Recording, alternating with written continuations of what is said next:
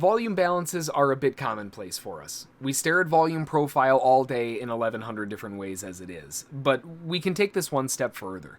Now, I have talked about the first 5 volume balance a few videos ago, but let's expand on that to the initial balance.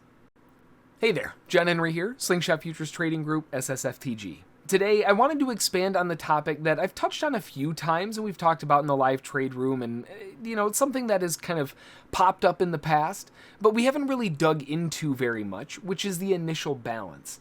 Now, the initial balance is simply the first hour of trading, and that's going to be the highs and lows, but you know me, also the POC. I sound like Dr. Seuss, but the idea here is that we can see the high and low and the POC, which gives us an idea of where they've expanded to and where they've landed their balance at.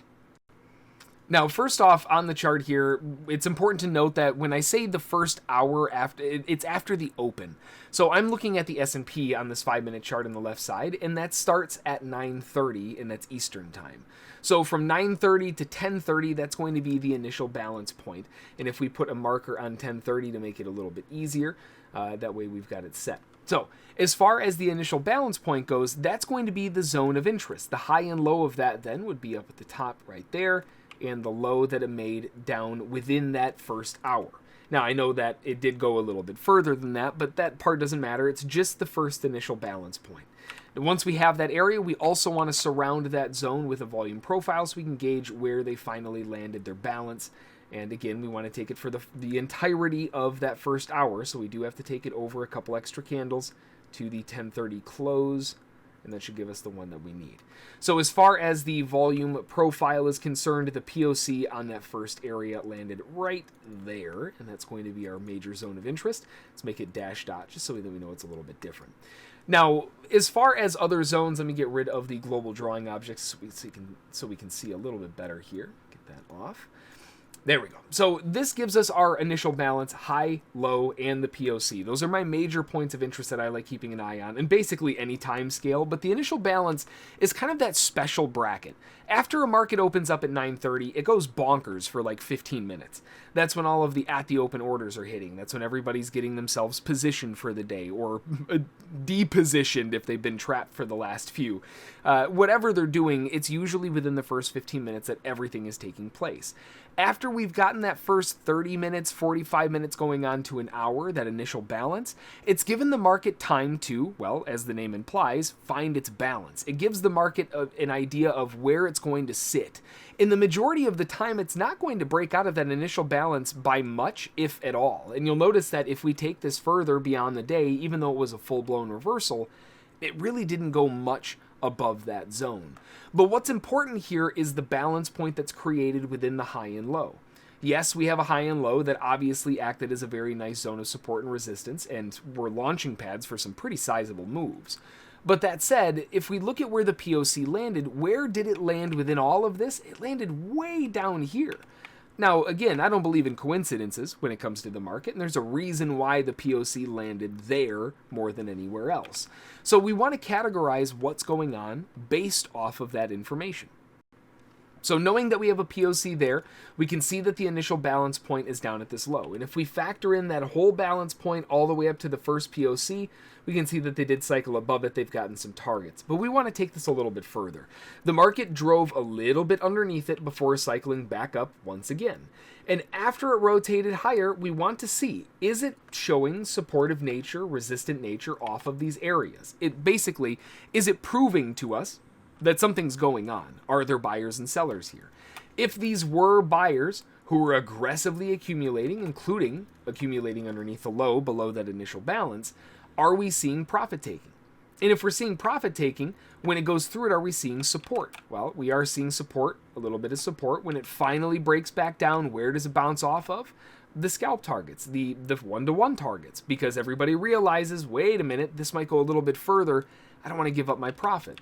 We're gaining a bit of proof. The market comes back down to where? Not just anywhere, down to the break-even point. And buyers, coincidentally, defended the entire thing before rallying back up.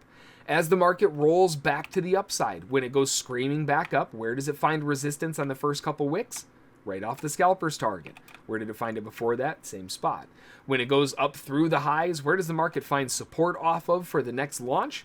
right off of the previous target area, right? We're seeing all of these things line up. We've got the next target area at 2 to 1, we see resistance. At 3 to 1, we see resistance. At 5 to 1, we see massive resistance. At 7 to 1, now we're starting to break out. 7 to 1 starting to go a bit crazy, but we're starting to break away and there's not much going on here. So chances are if the market pulls back, it's going to be a nice little support zone. You kind of get the idea. This gives us an idea as to what the longs were trying to accomplish on one side of the initial balance, but we can also take the entirety of the balance with the same concept. If the market is going to actually migrate further up and really have an explosive move, it's generally going to deviate with the distance of this range. So we can take this range and we can deviate it higher by, first off, a factor of 1, so a 1-to-1 move.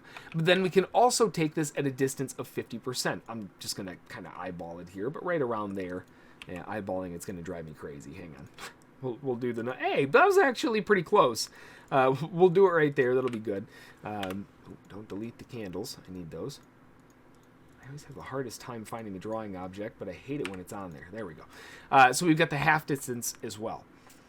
That basically gives us an idea as to where the market is going to be projected to go to if it deviates beyond these areas. So if we take this half distance and poke it above the highs, as well as the 1-to-1 distance, that gives us two major zones of interest on the way up that we can utilize based off of the initial balance. The first area we can see took place right at the end of the day. That's when it was going way above 7-to-1's major expansion up, probably trying to fill the gap. And then we have the 1-to-1 move if it wants to keep going. All based off of just the initial balance. Now, if we go on to another day, right? Let's take another day as an example, just so we can get a feel for what's going on here. We've got the first hour of balance. Let's go to 10:30 right there. And just so that we can see it, that's going to be the first hour right there. We've got the POC, which is balanced out right here. And as we can see, the market is continuing underneath this. Now, again, this is a little bit of a different perspective because we have a bottom-weighted POC, but the market is staying underneath it. This is suggesting that sellers are winning the fight based off of this initial balance. It's important to note when that initial balance took place, so it didn't complete itself until this candle here.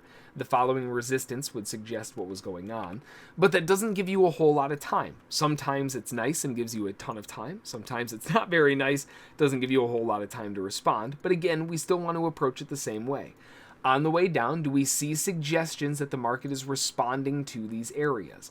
Whether or not it's actually following through a support or resistance, we can gauge what's going to happen. First off, based on the POC, we can see that there's a metric ton of support coming in off of the 1-to-1 and back off of the half-to-1, close to the half-to-1, etc. A little bit of nervousness going on there.